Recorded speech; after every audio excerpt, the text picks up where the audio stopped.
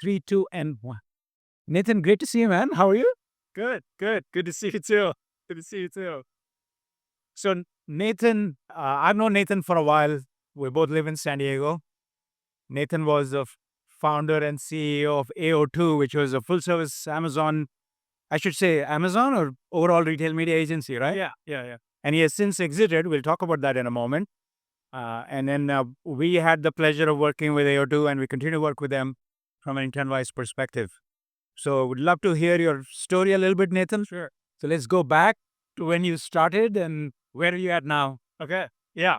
Um, well, we not only both live in San Diego, we used to be neighbors. Oh, that's true. Yeah, so we used to be neighbors, like within a few minutes of each other. We'd meet up at the local Starbucks where we got started. I think it was right after I had acquired Seller Labs and Celix that I had used had kind of they had sunset that. And I was so happy to find Intentwise and get a new solution.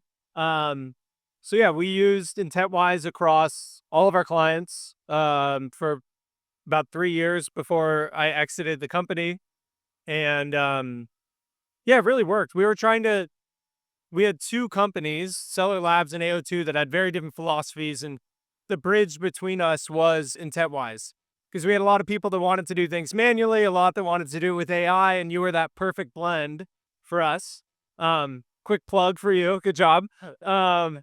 And so, yeah, since I exited, I started a small e-commerce focused CPG private equity fund called Kaizen.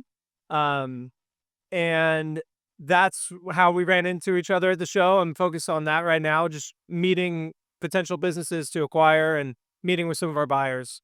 Um, so that's where my time is going now.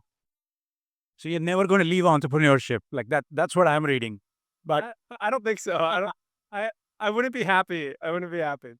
but I want to go back to the agency experience, right? I think for all entrepreneurs, it's a pretty, it's also an exercise of personal growth.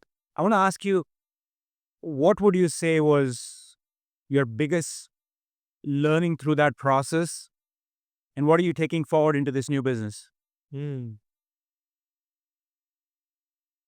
Yeah. I definitely did a lot of things wrong with AO2. You know, we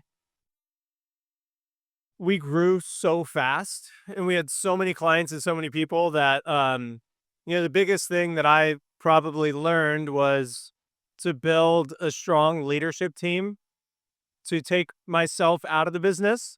And you've been able to experience that with like Jess and Alexi who are here.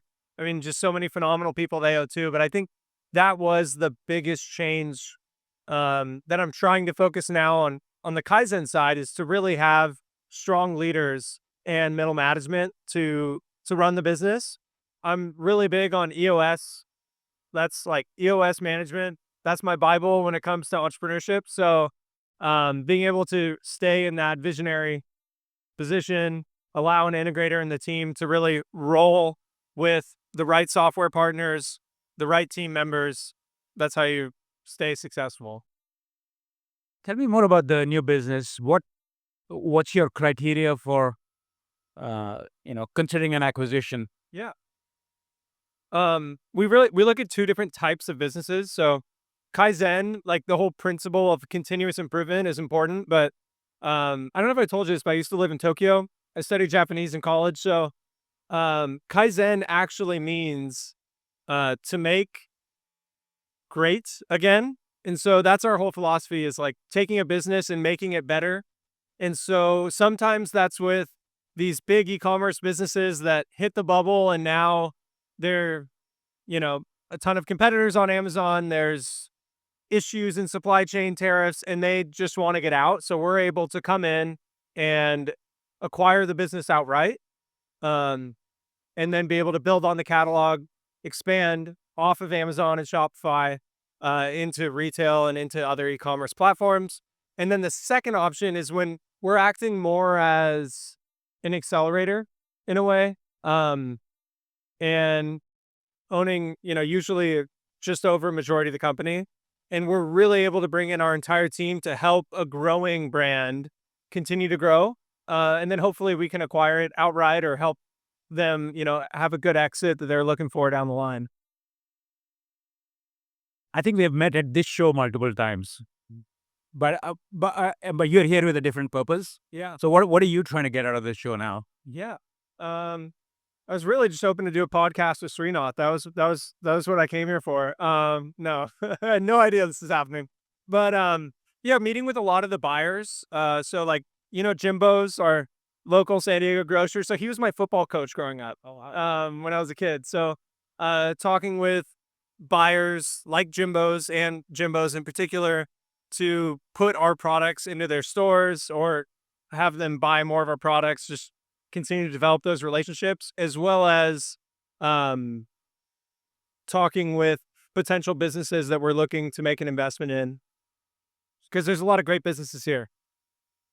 It's been for us from an Intentwise perspective. There's a lot of clients, there's a lot of agency partners that we meet here. It's close to home. It's a great show. I just have advised my team not to eat too much. You have a stomachache by the afternoon. I've learned this from experience.